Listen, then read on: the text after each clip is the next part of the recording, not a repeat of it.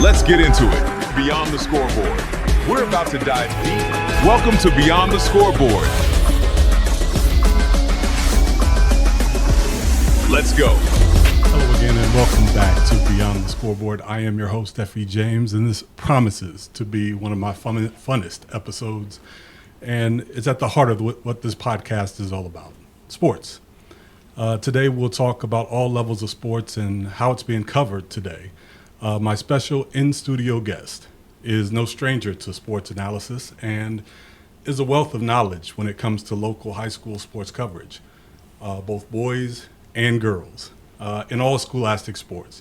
He is the founder of OH Report and president of BS Media, which is a homegrown family business that I've watched him grow from an upstart idea to a media company that broadcasts high school contests of most high schools in North Central Ohio and has recently stretched into portions of Central Ohio doing sports coverage.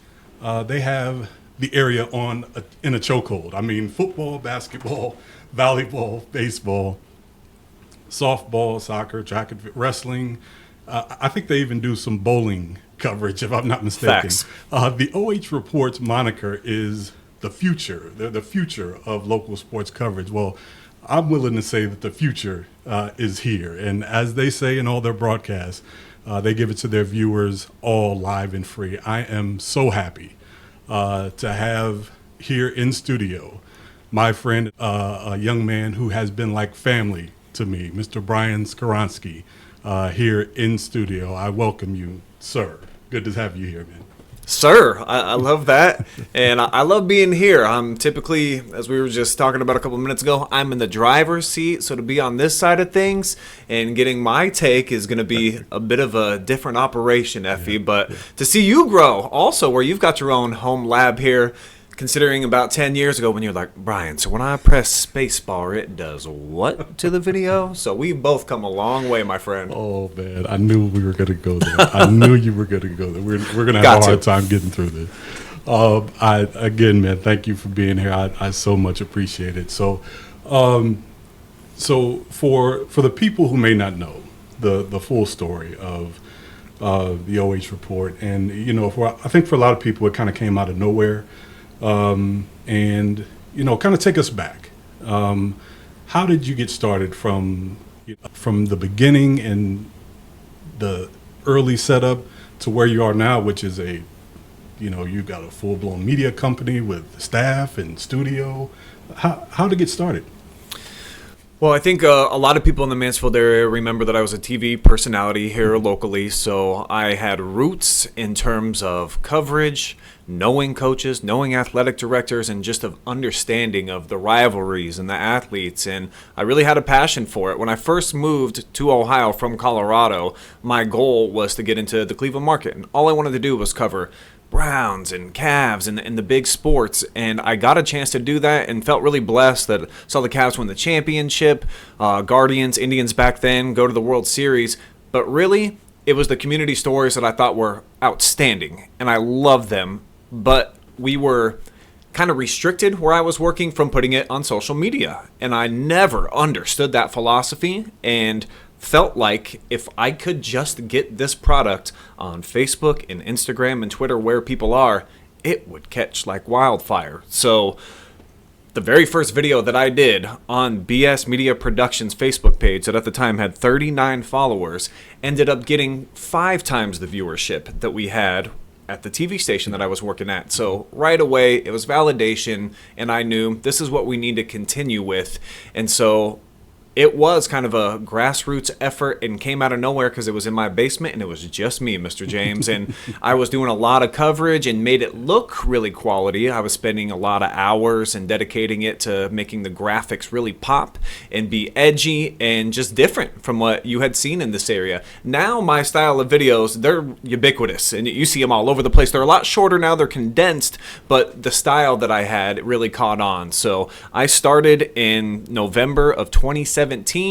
I had fall football championships where I covered the Shelby Whippets, They ended up making a run to the Final Four, and then the Madison Lady Rams for soccer, they went to the Final Four too. So I got lucky at the time that I started that I just had some great athletes. And so you fast forward then, and OH Report, the actual brand, began March of 2018. I was just using BS Media Productions Facebook page. That's all I had. So behind the scenes, my wife developed a website. I made the name OH Report, and I got Facebook, Instagram, Twitter. I got it all ready. We launch on the 1st, and then all of a sudden what happens?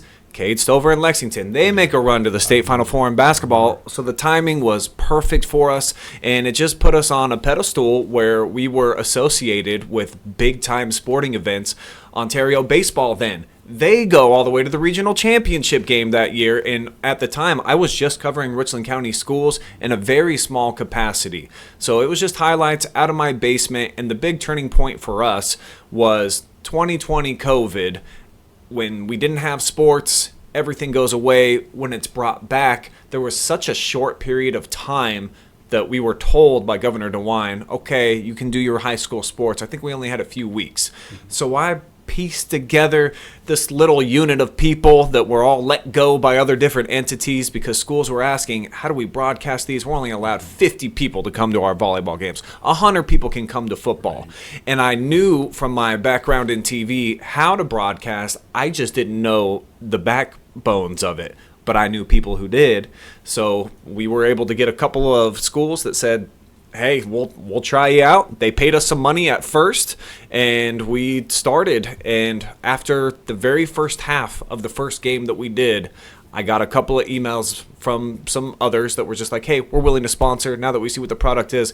It was just like that. So I feel like we've just made the correct moves at the right time. We've navigated the waters to where now we went from 4 schools in fall of 2020 to it was 8 schools by winter there of 2020 into 21 to where now we're working in about 10 different counties here some 5 years later. So it's been, it seems like it's going fast, but to me it's been kind of a slow burn just putting together the right people because that's what this industry is all about. I can't just send out a 15-year-old with an iPhone and expect it to be OH Report. I got to have professionals like yourself or others that actually understand what's going on, that can talk to you, the directors that understand how to run the equipment, camera operators, they have to go through a thorough training process. So we've had a high standard, we've had a lot of luck, but we've also capitalized on that to where now we're doing some bigger and better things that I know we'll talk about at the end of the show, but we just continue to elevate our game and no signs of slowing down anytime soon.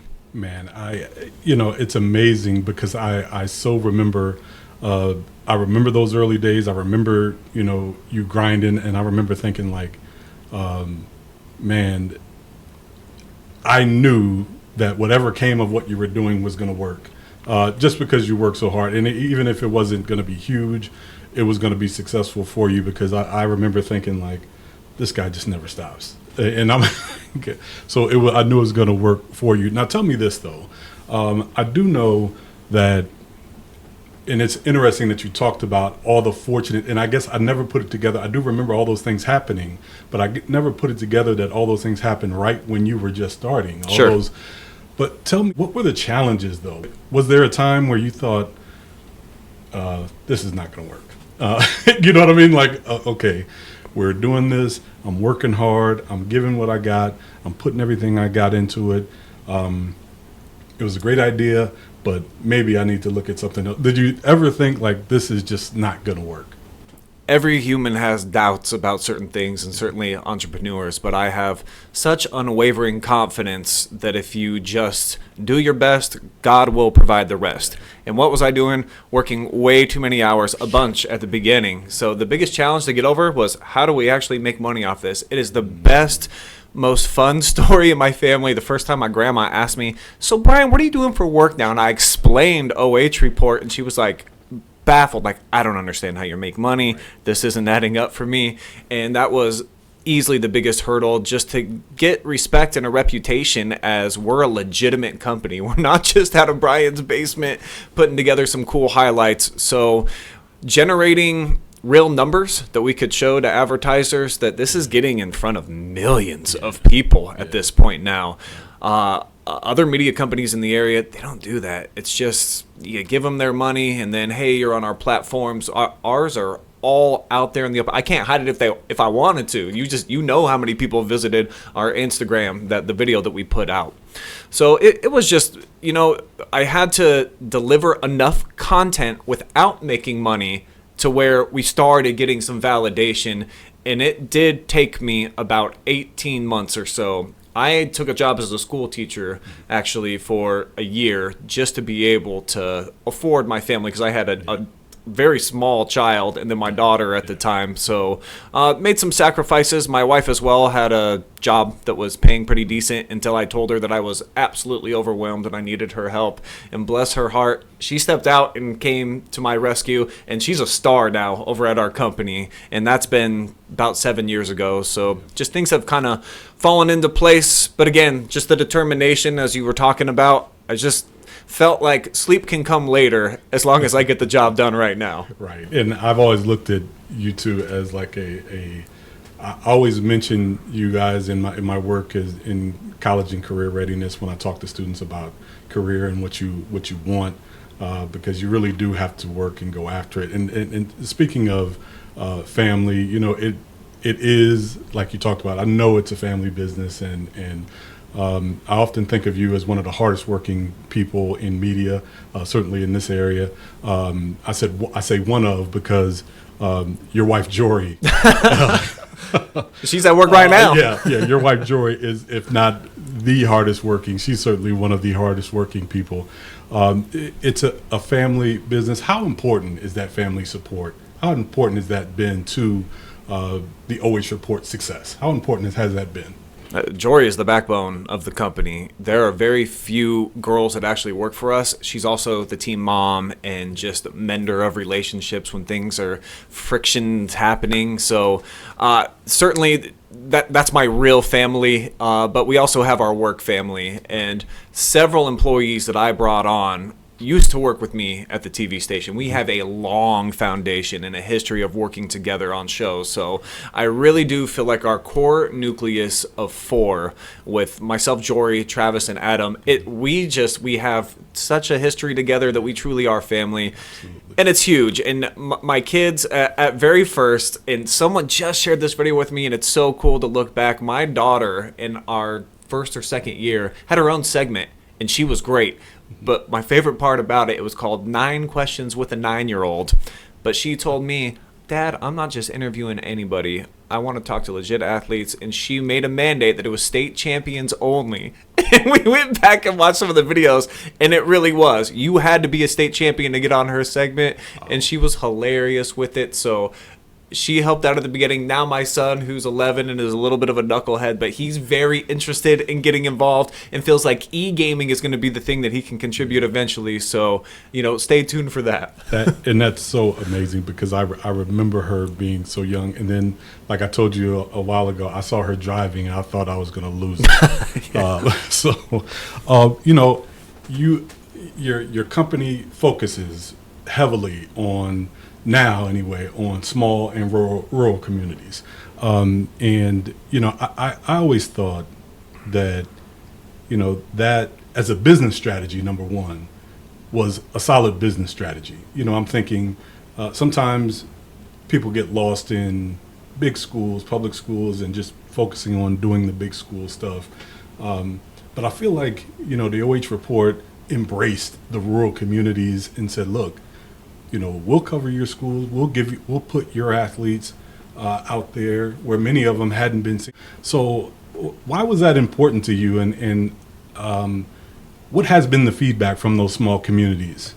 We are the small school champion in the area, and I'll tell you why. The business model, at first, we had it backwards. We thought once we get in with Columbus and some of these D1 programs, it's over with. We're going to be able to get all this sponsor support, and thought that would be the best way to do it. But really, truly, once you start going to the arenas and the stadiums and you see the love that you get from a school like East Knox or Danville or Lucas or Mount Gilead, it's so much different and it's so real and authentic. because the newspaper's not even showing up for them. Right. So the fact that they have our quality of video there, it's amazing. And then when it comes to sponsor support in little towns, that's what they have is the high school. So they're backing them regardless, putting up their bucks to help support whatever type of fundraisers. So if they can also get some advertising out of it where people are logo, the top of mind, we're making commercials and getting their products out there, that's been our bread and butter, because if they're not already getting coverage, they need it and they deserve it. Absolutely. So we've made a point, certainly over the last 3 or 4 years, to not cover schools if they already have a media presence in place, even if it's like radio. You guys are good right now. If they have nothing, call me, and we're going to show up, and we're going to make sure that we're giving you the coverage that you deserve. Oh, that's awesome, man. I thought that was something that, and once I look at, all the schools, especially in North Central Ohio and in this area, and even beyond now, but I thought to myself, like, these are athletes in schools that probably would never be seen, and now they're being seen by millions.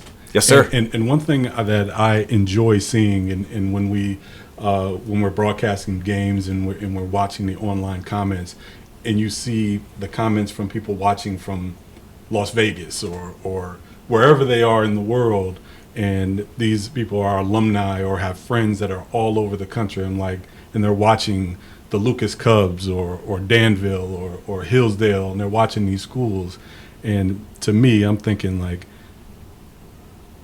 if not for OH Report, they never would be seen. And I really think that's a credit to you and your vision for covering these local sports. I think that's just awesome, man. Speaking to that, covering local games, like we said, you've become big and your company has grown. And I think with all the games that you cover, and I know it's a humongous number, but you being the founder and owner of OH Report, you still do play-by-play, and you still call games and things like that. And with the number of games you do, maybe you have to, but I would venture to think that you probably wouldn't have to if you didn't want to. Why is that so important for you to still be in the mix, covering games, calling games, when you probably could be doing a more administrative type things? I think there's enough hours in the day to have my cake and eat it too. After hours, Effie, when the shades come off and we're out there, that's my time to shine, man. I got to be involved too. If I'm going to be selling a product, I got to truly believe it. I've got to be fully imprinted within it, and it's all I've known. It's all I've done. My first job in media was 2008, so I've almost been covering sports in this area for 20 years. Wow. So I've got a great foundation now, and it is very exciting. Every single night, sports is my only hobby, period. I mean, you can ask my wife or my mom, it's all I've ever really been interested in. So if I'm not there at the games, what am I going to be doing? Watching the games anyways. So I may as well be at a football stadium or a basketball gym, and I just love keeping up with it, and the storylines are amazing. And the community here, what is so cool is I think it's like a 5-county radius. We've got about 40 high schools. So the fact that the kids all know each other, either play against each other or with each other in the AAU or the summer, and then the Little League baseball, and then they all go head to head. I think that they got something pretty special here in North Central Ohio that I did not grow up with. Where I'm from in Colorado, I mean, our league games, the closest rival was 45-minute drive. We had 2.5-hour car rides for league games until my senior year when they broke it up over the full western slope. I'm from the northwest corner of Colorado. I mean, that 7 hours on a bus to get down to for, as every other year you would have to go down there and play that Montezuma-Cortez team. So it's just something that's special, I think, around here, and I got to be around it because, like I said, I'm probably going to be attending no matter what, Effie. So may as well make a couple of dollars and enjoy it while I'm doing it. Nice, nice. And you've covered, and like I've talked about before, the OH Report covers all sports. I'm not going to go. You cover all sports, and when you think about the moments in your years, are there some moments that stand out to you that you can say, man, this area has been You know, like you said, you've covered state championships, regional championships in multiple sports. Are there some moments that stand out to you that you can say, like, man, this is a moment I was so glad that we were covering, we were there, we were, you know, whether you were covering it or not, whether you're doing highlights, calling the game, whatever, are there moments that you can say, man, I'm glad we were? There has truly been so many that I would be remiss if I just started talking about, like, 2022 and 3 and 4. So I'm just going to recount just a couple that we just saw that I was personally a part of. So Waynedale Baseball, a team that we jumped on their bandwagon 5 years ago. They win back-to-back state titles. They get upset in the Final Four. They win the state championship last year, and now they've got this historic run going where they're looking to be the second team ever to do 4 in 5 years. They're down 3 runs going into the bottom of the 7th, and you just knew, for whatever reason, I'm calling the game, I just knew they were going to figure it out. And what do? They get a single, then they get a double, then they score a run, then they get one of their seniors up, and boom, it's a walk-off double by Braden Steiner. And it's just moments like that that keep the season going. What maybe didn't happen, that's in the district final against Keystone. Of course, we all know that they went on to just win the state championship for the 4th time in 5 years. But moments like that, Danville softball, 10-inning game at Firestone Stadium for the championship, and they have a freshman hit a triple to get into scoring position, and then they end up winning the game. The Perkins Pirates, too, a team that we've worked with the last couple of years in baseball, they were so heartbroken by their failure in the state championship game last year, a game that they had in hand, and then they end up losing it in the end. To get behind like they did in the state semifinal game, where they allowed 7 runs, I think, in the first 2 innings, and then they drop a 6-pack of runs in the 4th. It's just those moments and those feelings from championship teams that you just know that they're going to produce. And we cover enough teams now that you get these sensations and these certain moments that I'll never forget. But there's been plenty when you look back. The one from basketball this year that I think will be a highlight that will go down in OH Report history was the regional championship game between Columbus Academy and Margaretta. I don't know how many times this clip has been seen on our social media, but Julian Washington, who is a star player who's going D1, he goes down, makes a bucket to go up by 2 with just 5 seconds left.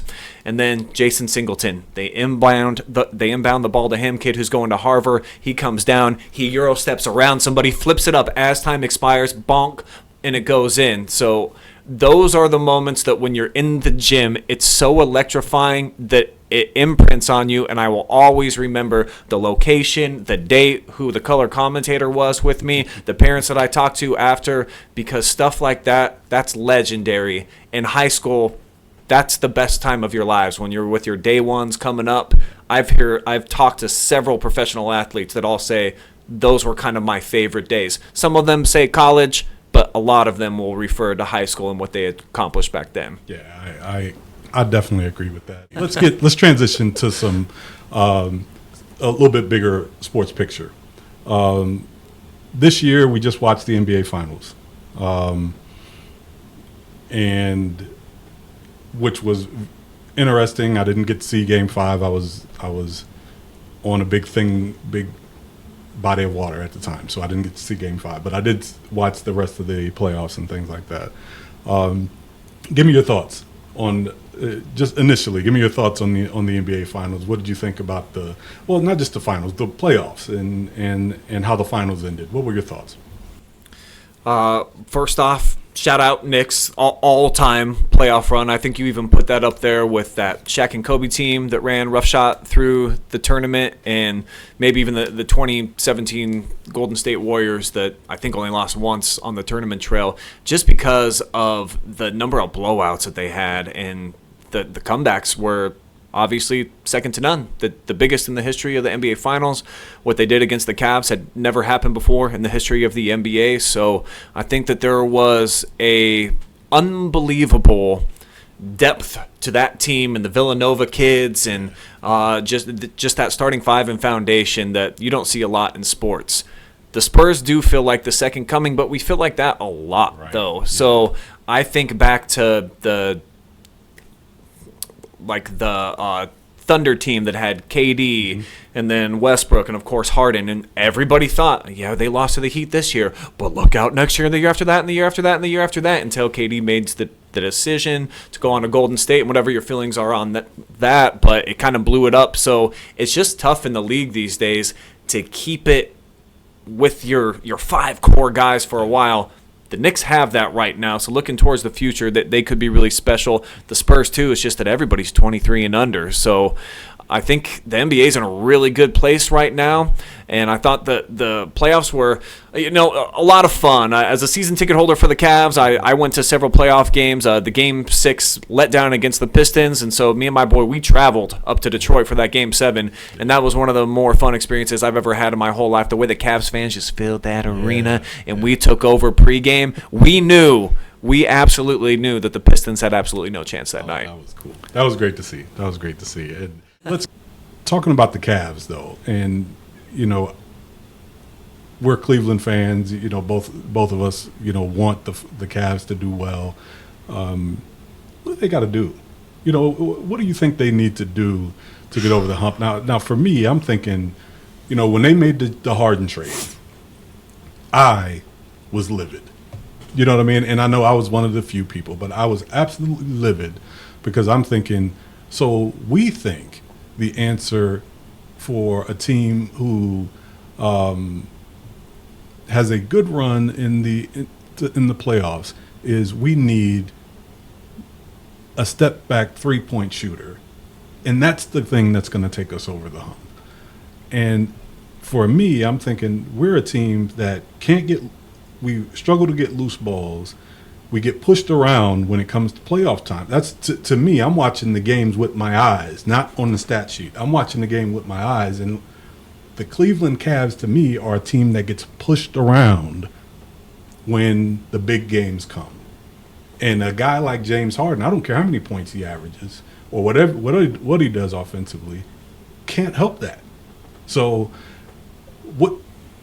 you're the resident Cavs expert. What do we need to do? What do we have to do to get over the hump? I'll at least defend James Harden in this regard. Okay. I thought that he brought a level of toughness that we did not have previous to him showing up. I did see a mentality change with a couple of our guys, and Evan Mobley specifically. I thought that he got a little bit sturdier in the post, because James Harden's one of those guys, when something goes wrong, he kind of just grabs you and goes, yeah. You got it next time, right? So you say what you want about what he did in the playoffs in terms of late game situations, and it's hard to watch. And he is an all-time letdown in the playoffs. Numbers don't lie. That you can look at the stat sheet for that and say, 6 turnovers, 9 turnovers, or 8 turnovers consecutively. That's a problem. That's a problem. But where they're really getting let down, I just think, is defensively at end of games. Getting consecutive stops has been a huge problem for them. I don't know that bringing in LeBron James for a swan song is the right move for that. There's a lot of talk as well as, do we try to maybe do a player swap, Evan Mobley for a Jaylen Brown? That does give us a perimeter defender, but then it takes away a guy that can clog up the middle that can also guard all 5 positions. So I wish that I had a direct and better answer that made you sleep better tonight, but I think that they have to predominantly roll with the guys that they have and just hope for some breaks. So you think back to Game 1 of that Knicks series in the Eastern Conference Finals, what could have been if we just end up, even if we just hold on, if they hit the 3 at the end of the game and we survived, guys, we were about to choke it, but we got it.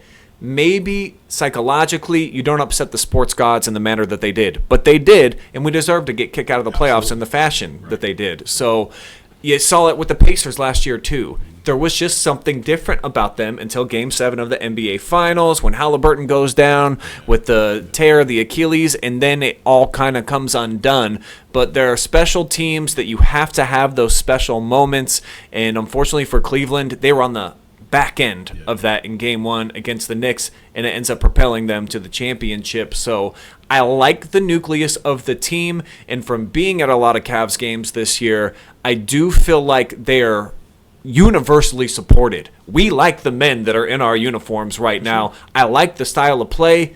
can't we just sit down on defense a little bit Right. more at the Just end? stop. Can we get back in transition? How many transition we gonna give up, Effie? What the Knicks have 22 transition points in the first quarter of game 4? Just get a stop, would you please? Good Lord. I think in my frustration comes not just that, it's just, but here's the thing though, Brian, and you'll be able to appreciate this. I think too, what gives me a little bit of hope is watching the Knicks run this year and watching them over the years. There was sometimes it just isn't your time. You know what I mean? The Knicks nucleus has been together for, for a little bit. I know they brought on Karl Anthony Towns here recently, but they've had this nucleus for a while, and it just had to come together for them, and things had to go right for them to make this run. So I'm thinking to myself, hey, listen, the Cavs might just need a break here and there and things to go right for them. A win that they don't necessarily deserve to get in the playoffs, that they get. And then that propels them. No more different than the Knicks. The Knicks go down to the Atlanta Hawks early, early in the playoffs, didn't necessarily deserve to win. That spurs them on throughout the play. So that type of thing gives me a little bit of hope for the Cavs, because I do believe they do have talent. To me, I just see a team. I hate seeing teams get pushed around and then give up layups and all that stuff. But we're still going to hold out hope, because I agree with you. I agree with you. I think that they do have the talent in the building. The Browns, and we could talk all day about the Browns, but I do want to get your thoughts on Shedeur and the quarterback position, and what do you think's best for the Browns this season? And I know the future and this season are two completely different concepts for the Cleveland Browns. But when you're looking at this upcoming season, what direction should they go when you're thinking of the development of Shedeur and the long-term prospect for the Cleveland Browns? What do you think? Well, you lose the fan base if you put Deshaun Watson in the game. I think he's a competent backup and has to be in that role, and if he comes in and plays well, so be it. But Shedeur Sanders has already won over not just the Browns fan base, he's the most popular player in the NFL right now, maybe outside of Patrick Mahomes and a couple other guys. It is wild to see his jump to stardom, and really cool that he got the undeserved opportunity to play in the Pro Bowl this year. I thought that was a special moment for him, and he handled it incredibly well. So just to be around that caliber of people, to be invited like that, I thought it was a great stepping stone for him. And he's coming off a 2-game win streak right now, got a couple of extra weapons right now that are just coming in off the draft. So for the Browns to recognize we have to load up on the offensive side of the football. Defensively, they've been really solid for the last 3 years. And pretty much everybody's back, minus obviously Jurassic Park, but Jared Verse is no slouch coming in to try to replace him. But with the addition of KC Concepcion and then also Denzel Boston at the wide receiver positions and the emergence that we saw, shout out Bowling Green State of Harold Fannin, what a baller that guy is. So they've got the pieces around him outside of the offensive line, but we drafted 3 guys there, including a top 10 pick in Spencer Fano. So they're in this great window, I think, for the next 2 years. If we can develop guys with our head coach, who is an offensive coach, there is supreme hope.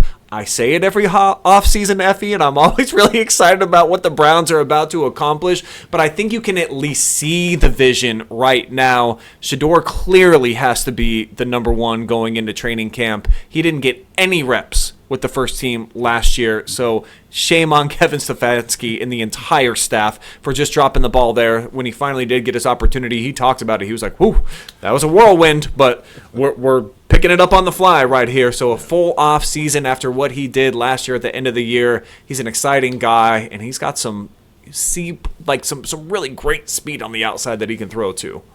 What did you think right off the cuff? They traded away Myles Garrett. What were your initial thoughts?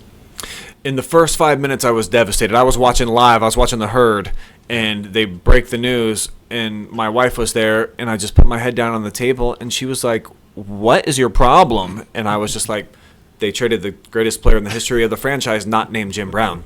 Just now. We just learned about it. And so there were some feelings because he's an all-timer. He might go down as the best defensive player to ever be on the line in the league. His numbers are that great. And, oh, by the way, just had the best single season ever. So, of course, you're going to be a little bit upset.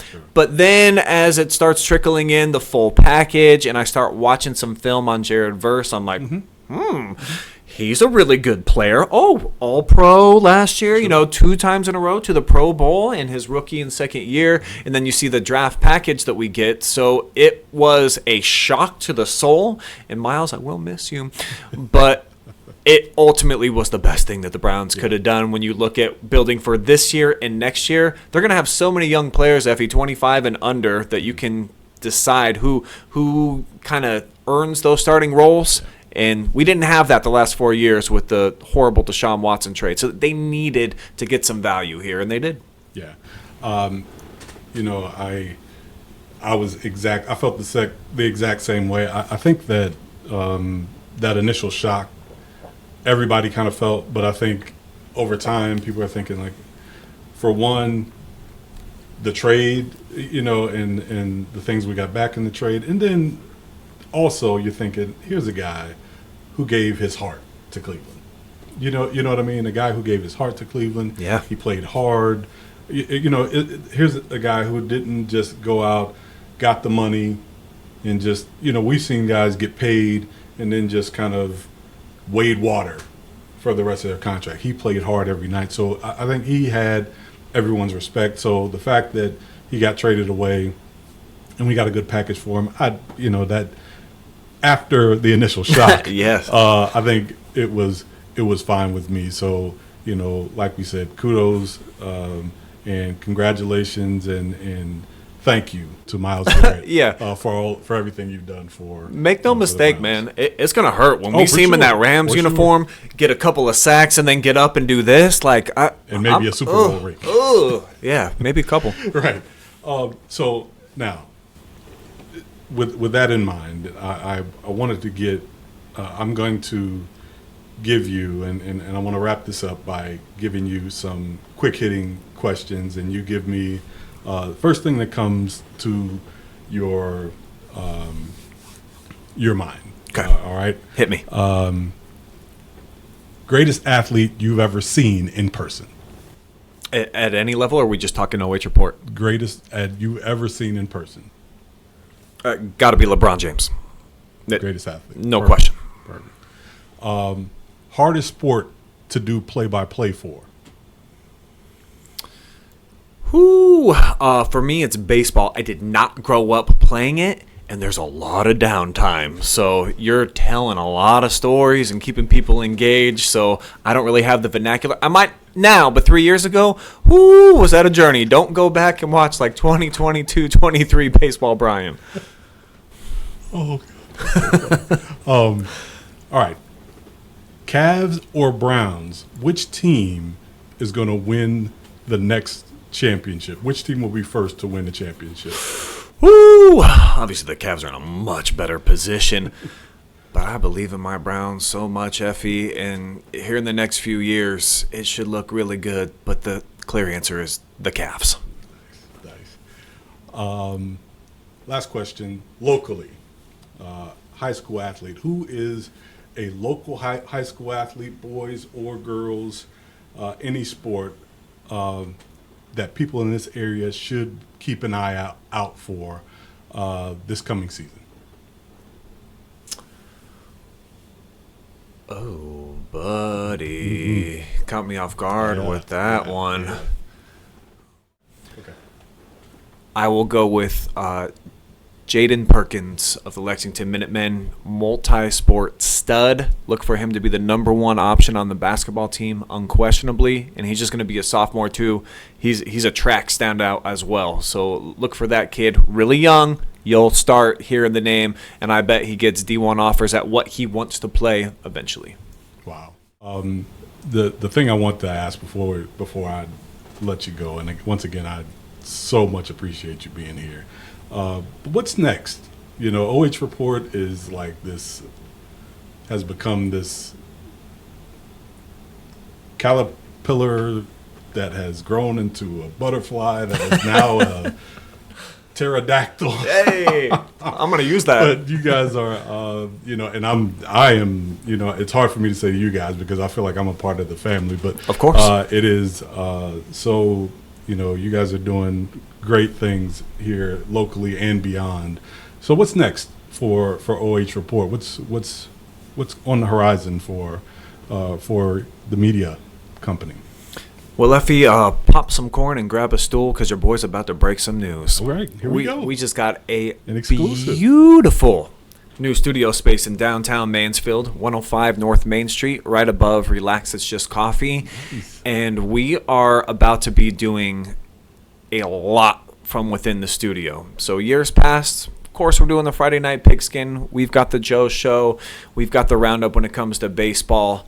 Our space is so next level now that we're going to be hosting probably 3 shows per sports season. So fall, look for soccer, volleyball, football. When we get to basketball, we'll be doing the wrestling show. We'll have Joe's show, and we'll probably have a coach's show on there as well. And it's going to continue.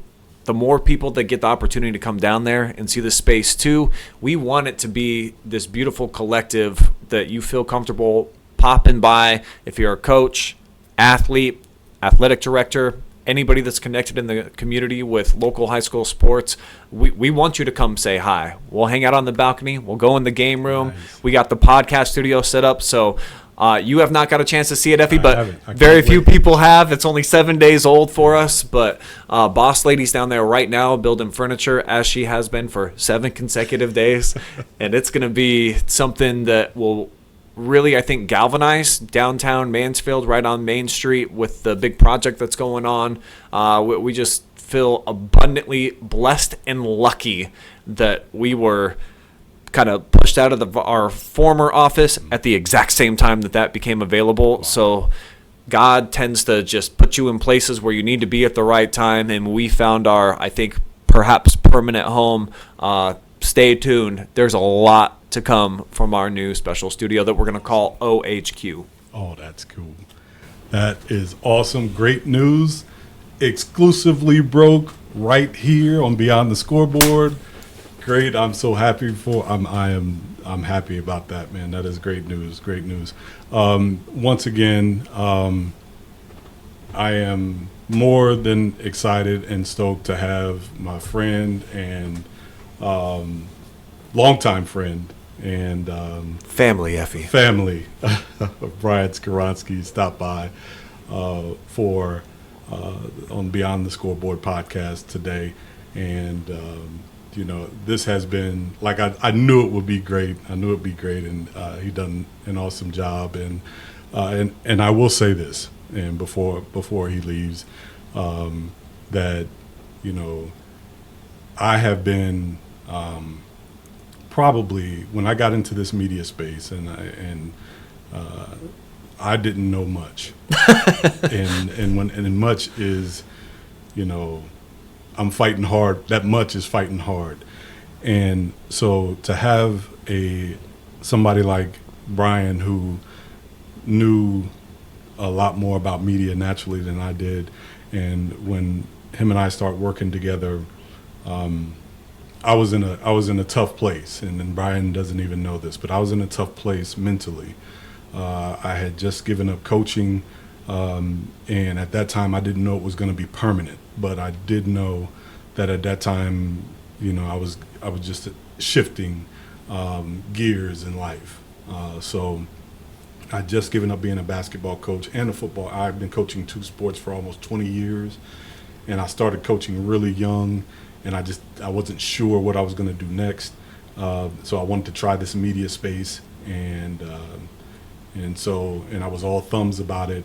And when I met Brian, and he kind of embraced me, man. You know what I mean? And he was, and he's clearly, younger than I am, but I felt like he treated me like a younger brother. Even, you know what I mean? It was weird. He treated me like a younger brother, and helped me through, and but a lot because of him. Oh crap! a lot because of him is why I'm sitting here and have continued in media and done a lot of other things in media, and it's because of this guy sitting right here. So I appreciate everything that he's done for me and my family. My wife absolutely loves Brian. I absolutely love his wife, so it matches. I appreciate Brian and everything that he's done for me, and again, I appreciate him being here today on Beyond the Scoreboard. And with that, I will be right back with my final thought. The thing I want to add. All right, and once again, I want to truly thank my friend Brian Scorowski for being here this evening. He certainly did not have to do that, did not have to be here tonight, but I knew he would. So I want to thank him for being here. And my final thought this evening, because I want to get through this kind of quickly, is twofold. Number one, yes, we want our sports teams to do well, and I wanted to get back to sports after a couple episodes of doing some non-sports stuff. I want to get back to sports, and we certainly want our Cleveland Cavs to do well. We want our Browns to be better, and I always enjoy talking about scholastic high school sports and how the things are changing for our high school athletes. And if you've watched any of my episodes, you can kind of tell or get the vibe that I'm a bit of a traditionalist when it comes to amateur sports. But I'm not, against things evolving, and I'm not against things changing or anything like that. But I do want our kids to be in it for sport. I am with that, but I also am for evolution. I'm not against some things changing. I'm not against progression in all sports. So I do enjoy that, but I do want to keep, a lot of the things that we talk about for our scholastic athletes, at least, we want to try to keep them grounded as much as possible. That's all I'm going to say. I don't want to get much into that because I'll go off on a tangent when it comes to our high school athletes. So that's the part, and I was so happy that we got a chance to talk a little bit of sports tonight with Brian. But the other part that I was happy, and which is the real part I brought Brian on, is to talk about how successful you can be and how difficult it is, but yet how rewarding it is when you chase after your goals and you have a passion for something. And Brian Skowronski is a great story. When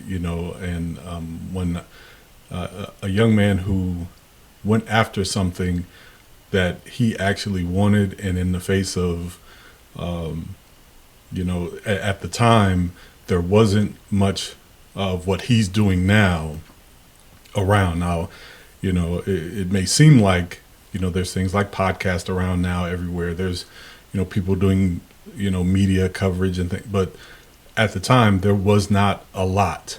And he just kept at it and kept at it.